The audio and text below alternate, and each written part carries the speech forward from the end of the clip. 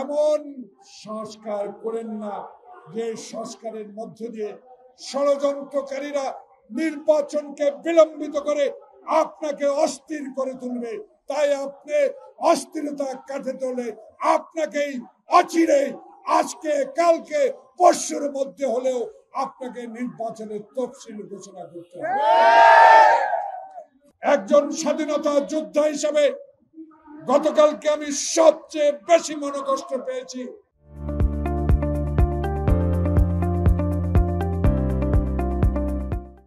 গত পরশু দেখলাম দুয়েক লোক নিয়ে এনসিপি নির্বাচন কমিশনের পদত্যাগ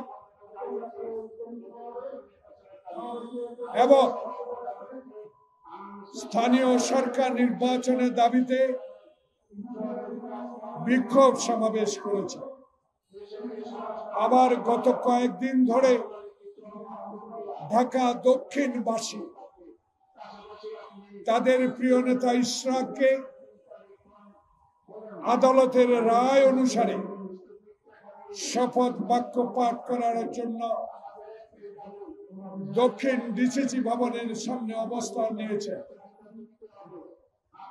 তার কদিন আগ থেকে সবচেয়ে পবিত্র স্থান যে বিশ্ববিদ্যালয় থেকে এই সকল নেতা আমরা লেখাপড়া শিখে আজকে জনসভা করার জন্য আপনাদের সামনে উপস্থিত হয়েছে, সেই বিশ্ববিদ্যালয়ে ছাত্র সংঘ নৃশংসভাবে খুন হয়েছে। ছাত্রদল প্রতিবাদ করে যাচ্ছে। প্রতিনিয়ত এই প্রেস ক্লাবের সামনে হাসিনা ফ্যাসিস্টের বিরুদ্ধে অনেক ছোটখাটো রাজনৈতিক দল বলেন, পেশাজীবী সংগঠন বলেন, সবাই ইউনূস সরকারের কাছে তাদের দাবিগুলো পেশ করছেন। কিন্তু সমসাময়িক রাজনীতিতে গতকালকে আমাকে বিস্মিত করেছে, আমাকে আপ্লুত করেছে। একজন স্বাধীনতা যোদ্ধা হিসাবে গতকালকে আমি সবচেয়ে বেশি মনোকষ্ট পেয়েছি। প্রিয় সাংবাদিক বন্ধুগণ, 1971 সালে খালি পায়ে যুদ্ধ করে দেশ স্বাধীন করেছি। যেই দেশে থাকবে না বৈষম্য, যেই দেশে থাকবে গণতন্ত্র, যেই দেশে থাকবে একটি নির্বাচন, যেই নির্বাচনের দিনে হবে, সেই দেশের জন্য আমরা স্বাধীনতা এনেছিলাম। শহীদ প্রেসিডেন্ট জিয়াউর রহমানের স্বাধীনতা ঘোষণার মধ্য দিয়ে 54 বছর পরেও বাংলাদেশে এমন কয়েকটি রাজনৈতিক দল ক্ষমতায় ছিল যারা বাংলাদেশের মানুষের অধিকারকে ধূলিসাৎ করে দিয়েছে। ক্ষমতায় টিকে থাকার জন্য গণতন্ত্রকে গলা টিপে হত্যা করেছে, আয়নাঘর তৈরি করেছে, নির্জন কারা ঘরে নিয়ে আমাদেরকে অত্যাচার করেছে। বাংলাদেশের ইতিহাসে সবচেয়ে বেশি জঘন্যতম কাজ করেছে শেখ হাসিনা। বাংলাদেশে ক্ষমতায় টিকে থাকার জন্য বাংলাদেশের স্বাধীনতার যুদ্ধকে তার পারিবারিক সম্পদ বানিয়ে বাংলাদেশে ক্ষমতায় টিকে থাকার চেষ্টা করেছিলেন। আল্লাহর কি রহমত, সেদিন আমাদের প্রিয় নেতা তারেক রহমানের সুশৃঙ্খল সাংগঠনিক শক্তির মধ্য দিয়ে আমরা সেদিন জুলাই আগস্ট বিপ্লবকে সমর্থন দিয়ে বাংলাদেশে আপনার মতো একজন সচেতন নাগরিক, যিনি বিশ্বের দরবারে আমাদেরকে অহংকারিত করেছেন, আপনি নোবেল বিজয়ী, আপনি ব্যক্তিগত ইউনূস নয়, বাংলাদেশের 18 কোটি মানুষের ডক্টর মোহাম্মদ ইউনূস। কিন্তু গতকাল আমি বিস্মিত হয়েছি, আপনাকে আমি পত্রিকায় দেখেছি, কতটুকু সত্য আমি জানি না। আপনার সিসি নেতাকে বলেছেন আমার পদত্যাগ করা ছাড়া কোনো উপায় নাই। কতটুকু সত্য আমি জানি না। আমি ইউটিউব, পত্রিকা, টেলিভিশন, আমার মনটা বড় খারাপ হয়েছে। এই জন্য আপনাকে কি জন্য বসিয়েছিলাম, আপনাকে কেন বসিয়েছিলাম? 9 মাস আপনি কি সেই পথে এগুতে পেরেছেন? পারেন না। না পারার কারণ আমরা জানতে চাই, না পারার বিষয় আমরা জানতে চেয়েছি। গতকালকার দল থেকে আমাদের স্ট্যান্ডিং কমিটির সিনিয়র সদস্য ডক্টর মোশাররফ হোসেন কি দুঃখে 3 জনের পদত্যাগ চেয়েছেন।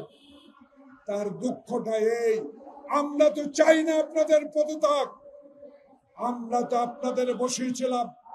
বাংলাদেশের মানুষ যেই জন্য আন্দোলন করেছে, একটি নির্বাচনের জন্য 9টি মাস অতিবাহিত হলো, কেন এখনো নির্বাচনের ম্যাপ দেওয়া হচ্ছে না? তাই আজকে কাদের পরামর্শে, সলা পরামর্শে, কাদের কান কথায় এখনো নির্বাচনের তফসিল ঘোষণা করা হয় নাই। তাই আমাদের দল বাধ্য হয়ে বলেছে আপনাদের 3 জনের আগেই পদত্যাগ করতে হবে। খলিলুর রহমান সাহেব কোন রাজপথে মিছিলে ছিলেন? এই সালাম রহমত আপনারা কি দেখেছেন খলিলুর রহমানকে কোনোদিন বাংলাদেশের রাজনৈতিক অঙ্গনে গণতন্ত্রের জন্য, ভোটাধিকারের জন্য, মানুষের সেবার জন্য এগিয়ে এসেছেন? এমন কথাটি উনি বলেন, যেই কথাটি বাংলাদেশের মানুষ গ্রহণ করে না।